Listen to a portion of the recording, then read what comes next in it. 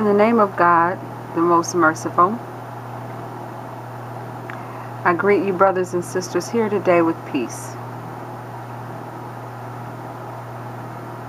And this will be the last session before Ramadan begins.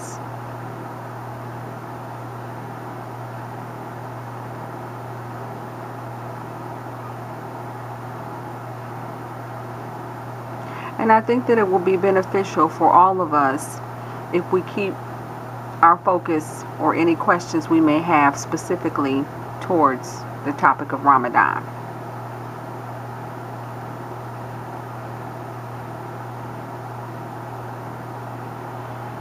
Prior to any questions that you may have,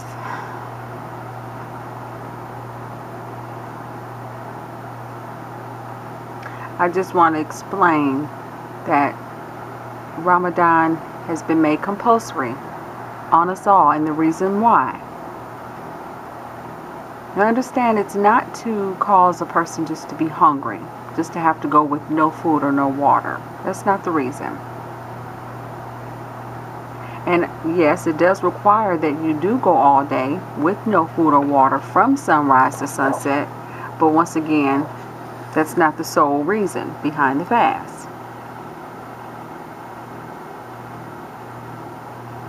Now this year Ramadan is going to be in August, and clearly that's in the middle of summer, so it's going to be an all-day fast that's in hot temperature.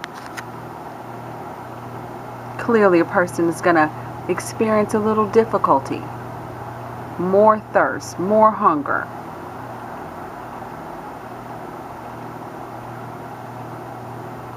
But again, the purpose of the fast is not intended to cause a person difficulty.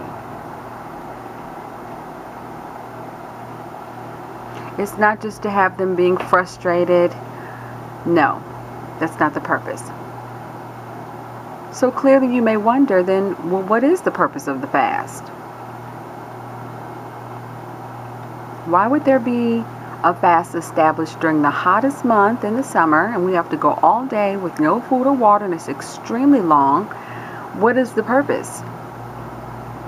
Well, Allah tells us in the scripture, in the Quran, that He has prescribed fasting for mankind, as He has prescribed fasting for people generations before us. And the reason is to strengthen the relationship with God, strengthen the spiritual connection.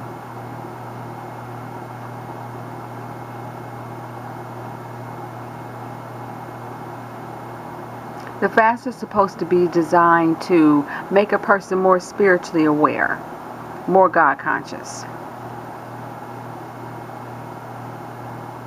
And there indeed are other benefits to fasting,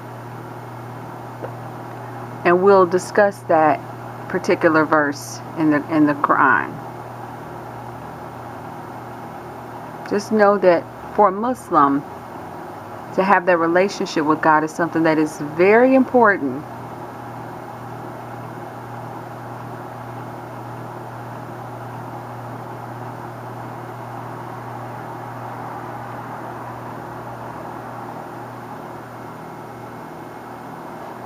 And having that relationship, developing that inside, is what helps the Muslim to continue to strengthen that. This is what continues to help the Muslim be motivated to have a greater relationship with God. And this is what causes the person to stay on a good path. The better the relationship that they have with God, the easier it is for them to do good things.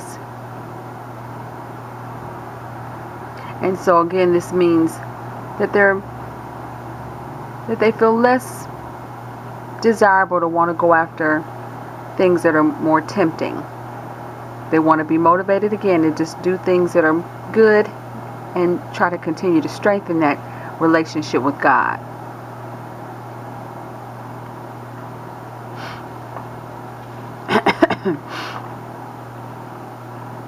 And again, this is one of the reasons why the fast has been established.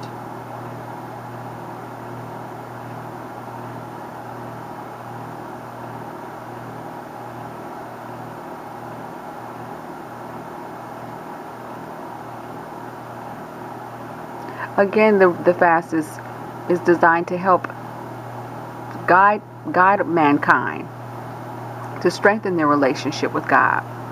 In the Quran, chapter 2, verse 184, the scripture states that in this book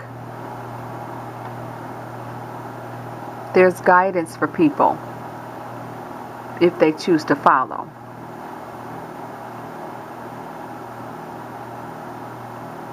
But when we look at the world today and we see, well, most people don't appear to be guided. How can there be guidance for them if they don't follow it?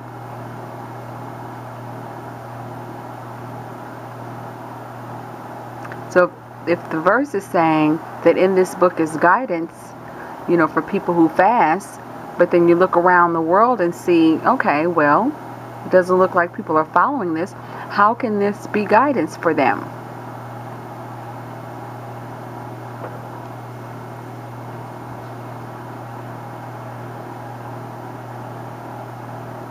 But the Quran is saying that there is guidance for those who choose to follow.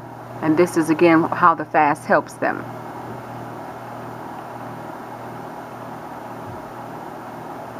Some people who may follow the scripture, there's guidance for them, and they help to strengthen themselves and strengthen their relationship by fasting. So there is guidance in the book for those who fast and those who want to have that higher consciousness. It's there. The guidance is there in the Quran for those who choose to follow. And a person has to want to have that inside. And this is again how they strengthen that relationship and strengthen that God consciousness. They follow the scripture. They develop it inside, and they develop that relationship with God inside by following the message and following the scripture, and this is what helps to strengthen their relationship with God. This is what helps them refrain from following their temptations. And it makes it easier for them to want to go down a path of good and refrain from what's wrong. So again, this is the reason for fasting being prescribed to help you.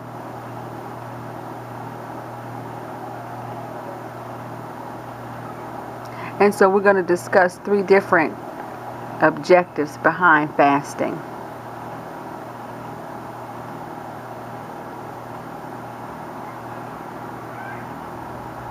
And so the first one that we are discussing is consciousness. And consciousness means how you think or how you see things. What your perspective is. And the second one, I will translate a story for you. A very important man in Islam named Umar. He was with a man named Ubay.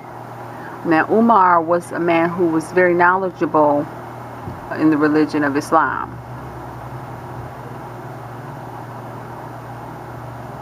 And so Ubay asked Umar, what does taqwa mean?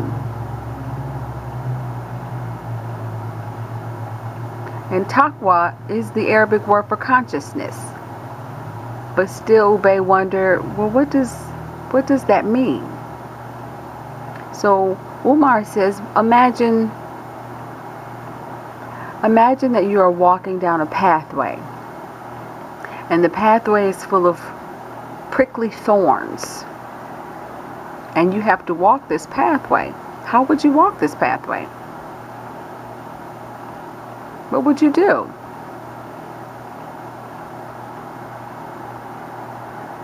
You would gather your clothes up so that they don't snag any thorns, and you would walk the pathway with extreme caution and awareness so as to not step on one. Take care to take tiny baby steps, just cautious steps along the pathway. This is what taqwa means. being careful with what you do, knowing that God is watching.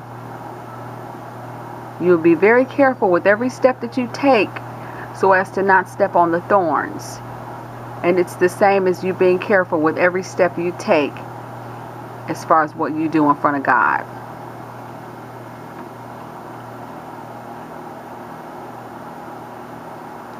So the second objective discusses the paragraph in the Quran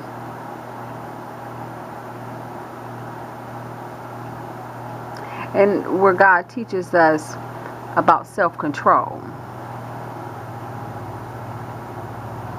And the self-control, of course, relates to consciousness once again. Trying to have self-control.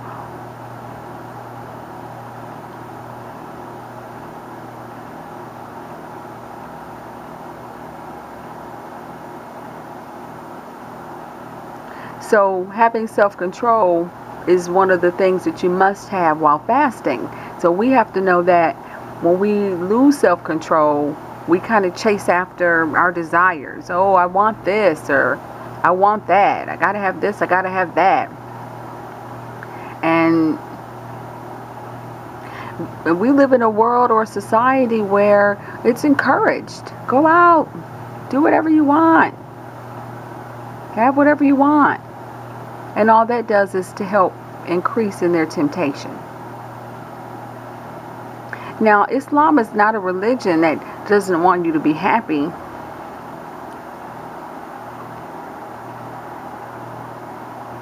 On the contrary,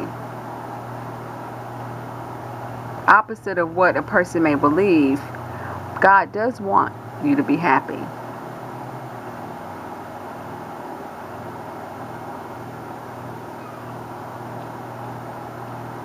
But don't seek your happiness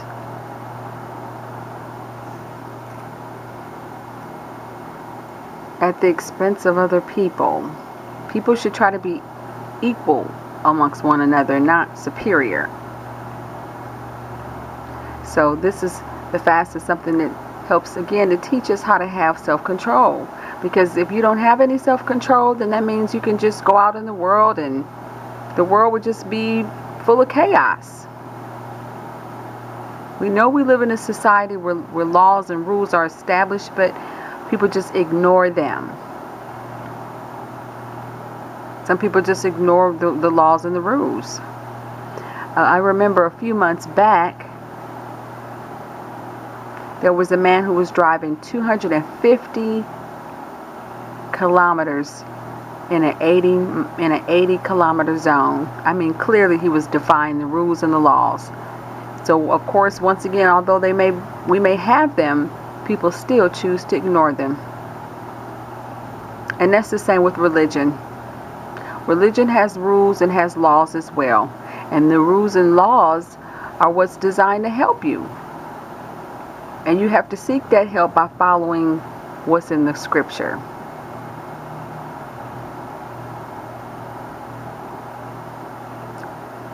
And this is how it coincides with us fasting.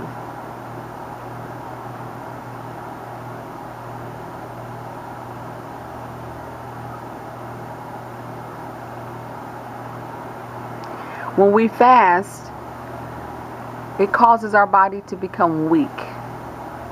And when your body's weak, it weakens or lessens those needs to want to follow your desires. When you're fasting, of course, you know, you're thinking all day about, oh, I'm hungry, I'm thirsty, right? That's all you're thinking about. That's the only thing on your mind. I want some food, I want some water.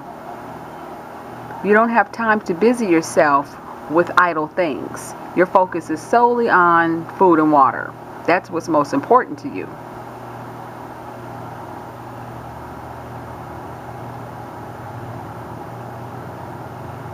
And this is what God is trying to teach us.